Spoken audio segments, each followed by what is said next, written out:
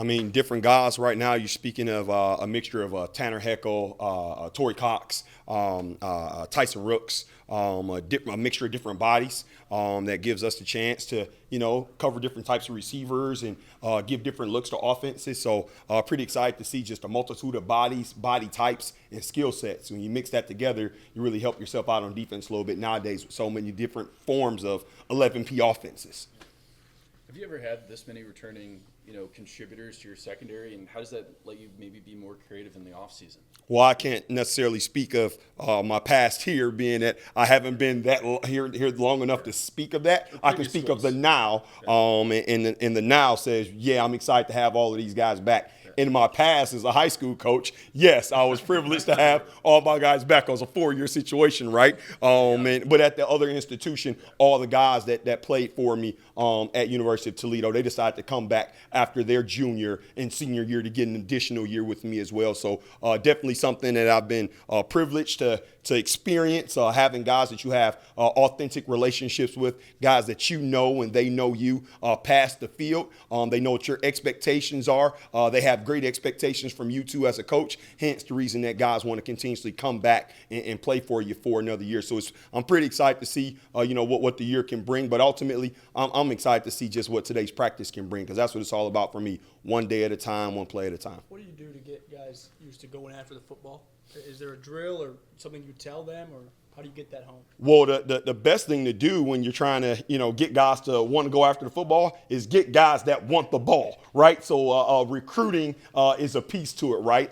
Your Jimmies and your Joes are a large piece of it. Ultimately, having a defensive scheme like what Coach Aaron Henry runs to give the guys the opportunity to get their eyes on the ball is important. And then it's the subject matter expertise, right? The drills, the constant push of understanding of we want to create turnovers here, and this is why. But not just leaving the why out there. You have to create hows every single day of this is the way and there's a way, right? And that's what you want to always give a player. The way, but there's also a way of doing things too. So now they have a creative understanding of what their body type and skill set allows them to do versus that concept, that route, and how they can get their hands on the ball and make a play in the defense all at the same time. Because sometimes you can take a risk and the reward is high, but you can take a risk and also that reward was very, very low and you can hurt the other 10 guys on the field. So you got to be careful about the way that you teach it and make sure they got a full understanding of what they're doing, why they're doing it, ultimately how. You have a very experienced secondary, but Yes. I do want to ask you about some of the younger guys with RJ and Amar. What have you seen from them since they've been here, and just what's important for them right now? Constant development and growth is what's important for me, for them. But I can't speak for them. I know those guys are extremely excited about just the constant growth and understanding of football. They're learning football. They're learning whole part whole. They're learning what the full picture means instead of this is the coverage we're in. I have this guy or I have this coverage. So now they're actually learning how to find themselves in a space where, okay, this is also what the guy inside of me is doing. And that is allowing them to play faster. So I'm excited to see how they continuously, roll during fall camp and develop, obviously, their mentality, but also their physical attributes, because Tank has did an awesome job with those guys in the offseason. So now Amar is like 20 pounds heavier than he was last year, right? RJ is like 10 pounds heavier than when he got here in January. So I'm extremely excited to see how they continuously go and grow, because ultimately those are the guys that push your depth, right? Those are the guys that make Caleb Patterson and Torrey Cox and Xavier Scott. We want young guys to make them feel uncomfortable and know, hey, my little brother's trying to take some reps. That's what iron sharpen irons mean. Tank had a great talk about that today. That's what it means, right? Have another guy in the room that's going to push you, right, that you can grow from and learn from, but also know he's sharp enough to also take what you're not, doing well. So those are some of the exciting things I see from those guys, always ready to push in depth and give themselves an opportunity to get on the field. You mentioned Torrey as a potential option at the Star. Yes, sir. Is Juice's rise a little bit? Does that help with that versatility to be able to work Torrey inside? Yes, because now you can truly play with sometimes, a mixture of 3 corners or 2 corners and a star type of safety, or, 3 safeties and 2 corners. And you got, like I said, a multitude of different body types. But Juice's rise has been a large piece of the entire room's growth and success, because now you're not burning out every single guy's legs for 60 reps in a game, you can really, keep your guys fresh as the season goes on. And you know how the Big Ten goes. And I learned that last year. You get a guy that goes down and you're not prepared with that next guy, you could be in trouble in that next game. So for me, it's just making sure that every single guy's prepared, just like what we were talking about here about, Amar and Dango and RJ. Can those be the next group of guys that fall into a Juice Clark role of last year, a Tanner Hecker role of last year? So finding different guys to mix inside of different roles and giving them opportunities in practice to see, are you ready? Right? Did you listen in meetings? Did you grow from that meeting? And how did you make a play in that situation? How did you show up and did you grow up from it? What's different for you in your second season here?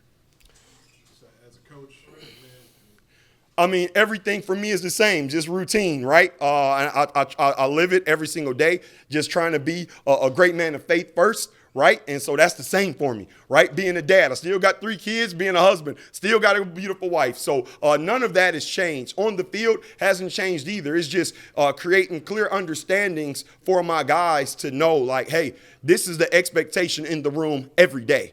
I don't care about the expectation and the noise outside of the building. All we care about is what we're doing every single day at practice. So as long as I can maintain the same realm and the same frame for them, and they can see that through me, they can see my routine, they can live through their routine as well with the same confidence. Like, my coach hasn't changed. He's the same guy he was last year, and we had this type of success. Let's go ahead and push it up a notch and take it to the next level. In 2024, what do you look back on and want to improve so it keeps going in the right direction for 2025? What are some things you've looked at? Well, right now, we're looking forward, right? We've looked at the past throughout spring ball to try and clean up some technical flaws. Sometimes when guys in scramble plays would take their eyes back at the quarterback a little bit, right? So just cleaning up that stuff. Had spring ball to go through that, and we grew from that. And ultimately now we're in a situation where we're holding the guys to an even higher standard. You get your hands on the ball, we don't just want a pass breakup. We want it to be an interception, right? And so that's a social contract inside of the room between a coach and players. We all understand, hey, we want to be so greedy for the ball. That's okay for me to ask that from you. That's okay for me to want that for you, because ultimately you're going to want for me as your coach that you had, like you said in your prior question, for a year now to push you to that standard. So the standard is the standard. The line of excellence isn't going to move. We just got to keep pushing the guys to get there. One more after this one. Caleb mentioned that if they're in bed, they know they can go in your room, you'll pick them up. What do your players do for you? Wow. Every single day they give me a reason to keep a smile on my face, right? No different than my family at home. When I say the word family, I mean it through and through, right? I got family at home. I got family right here inside this building. So one of my main standards as a coach, the thing that keeps me grounded always, is to treat every single player as if he's my own son, right? And so when I'm doing that, when I'm looking at these guys and I'm seeing their failures, but I'm also seeing the foundation that failure has built, I get to see exactly how their faith is building its way up because they went through that failure. Now they got a foundation under them, so I can see it. And that's what drives me every day, because it's constant growth as a man that they're going through that I get to experience with them. Right? I get the thumb point and say, I should have did a better job of teaching him how to do that. Or I get to do a better job of, hey, let me have a conversation with you after that play. So every single day, every single rep is an opportunity for me to help these guys grow. And Caleb is one of them. So I enjoy it, man. I really enjoy what I do. I'm passionate about it. And that's one of our pillars for our defense. I'm really passionate about what I do. And most importantly, I'm passionate about the people that I do it for. So that's me in a nutshell. Last one, gotta be super quick. Third down defense being important to improve on. What's the way the secondary can improve on that? Wow, third down defense.